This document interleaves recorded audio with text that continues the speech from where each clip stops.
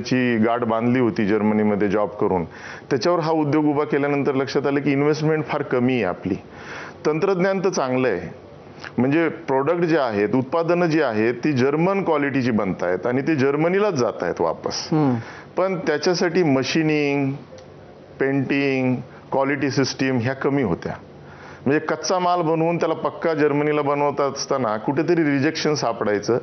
आणि कस्टमर आल्यानंतर म्हटले, तुम्ही टेक्नोक्रॅट आहात, तुम्ही जर्मन टेक्नॉलॉजी आत्मसात केलेली आहे, तुमचे प्रोडक्ट भारतामध्ये येऊन भारतातल्या सामान्य कामगारांकडनं तुम्ही जर्मन टाईपचं बनवता, जेव्हा की हे फार क्लिष्ट काम आहे. कारण हे काही ऑटोमॅटिक लाईन नाहीये की तुम्हाला फक्त बटन दाबलं की पुढे वस्तू जाणार आहेत. ईच अँड एव्हरी पार्ट जो आहे तुला सँड कोरचा व्यवस्थित ठेवावा लागतो. ही उत्पादनं चांगली बनायला लागली, पण लक्षात आलं आपल्याला भागीदार पाहिजे. जर मोठं रूप करायचं असेल तर टोनी आलुटेक ही जगाच्या पाठीवर फार मोठं नाव आहे. 2000 ते 2500 लोक त्यांच्याकडे तिथे काम करतात आणि साधारणतः 2 ते 5000 कोटीपर्यंत त्यांचा टर्नओव्हर आहे. त्यांच्याबरोबर आपण भागीदारी करून 2016 मध्ये तौराल इंडिया हे रोपटं सुरू केलं. खरं तर ते G&Bच्या स्वरूपामध्ये सुरू केलं. तोरालमध्ये थोडंसं त्याला चांगला बुंदा झाला आणि आज वटवृक्ष झालं. पण म्हणजे हे असं तोरल इंडिया सारखं असं काहीतरी एक उद्योगामधलं आणि अल्युमिनियमच्या क्षेत्रामधलं, आपल्याकडं मुळामध्येच अल्युमिनियमच्या बद्दलच पुरेसा अवेअरनेस नाहीये. पण ते सगळं करताना की परळीमधल्या एका छोट्या गावातल्या मुलाचा इथपर्यंतचा प्रवास कसा झाला? म्हणजे तुमचं गाव कुठलं परळीमधलं? नंदागौळ म्हणून एक भाग आहे, तो डोंगराळ भाग आहे. आमच्याकडे 2 भाग आहेत. एकीकडे थोडी नदी वगैरे वाहते, तिथे जरा सुपीक जमीन आहे. आमच्याकडे फार डोंगराळ भाग, म्हणजे एकच पीक होतं. वडिलांना 1.5 एकर जमीन आली होती वाट्याला आणि आम्ही 6 भावंड.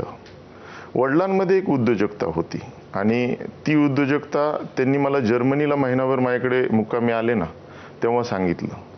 त्यातनं एक प्रेरणा मिळाली की आपण काहीतरी करायला पाहिजे. सरस्वती शाळा अशी एक छोटीशी शाळा होती, तिथे माझं 10वी पर्यंत शिक्षण झालं. पुन्हा दयानंदला गेलो, COEPला शिकलो.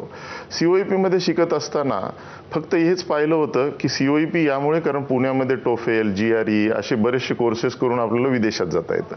विदेशात जायचं म्हणलं की इंग्लंड आणि अमेरिका हे 2च देश दिसतात.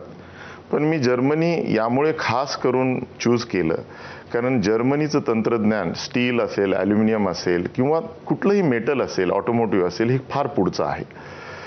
ही सर्व प्रेरणा जी आहे ती वडिलांकडनं खूप घेतली, कारण वडील कष्ट करत करत त्या शेतीवर थांबले नाहीत. एक छोटंसं किराणा दुकान, छोटंसं शिंपी म्हणजे आपण टेलर म्हणतो तसं काम करत करत परळीमध्ये एक चहाचं छोटंसं टपरी टाकली. अरे म्हणजे त्यांनी सगळं, म्हणजे चहाचं दुकान, टेलरिंगचं दुकान, किराणाचं दुकान, आणखीन आणि नंतर ते काही चांगली लोक ती चहा प्यायला किंवा भजे खायला यायची. तर त्यावेळेस ते म्हणले की केशवराव, तुम्ही चांगले व्यक्ती आहात, आम्ही तुम्हाला मदत करतो, तुम्ही आमच्याबरोबर महाराष्ट्र जीवन प्राधिकरणच्या टाक्या बांधायला सुरुवात करा. मला सांगायला आज आवडेल, ज्या माणसाचं एज्युकेशन, माझे वडील आता ह्या जगामध्ये नाही आहेत, 2 वर्षापूर्वी कॅन्सरमुळे ते वारले, पण ज्या माणसाचं 4थी पर्यंत